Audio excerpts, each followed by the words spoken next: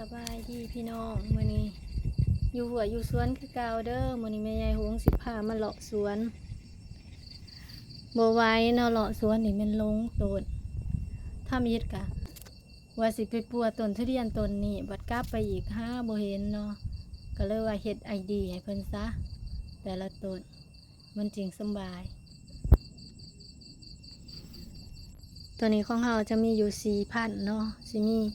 พันธุ์น้ำดำม้อนทองโมซังคิงแล้วก็กานหญ้าเอาที่เฮาลง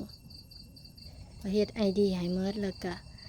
สิเฮ็ดประวัติให้เพิ่นเนาะประวัติต้นแต่ละต้นพอมันจังสำบายเวลาปัวก็จังสิจื้อว่าปัวต้นมื้อนี้ปัวต้นนี้เฮาก็บันทึกไว้เนาะหากจักสิอยู่ได้จักเดือนเด้นี่อย่าแต่ลมพัดนี้ก่อน กุ่มว่า2 ปีเนาะ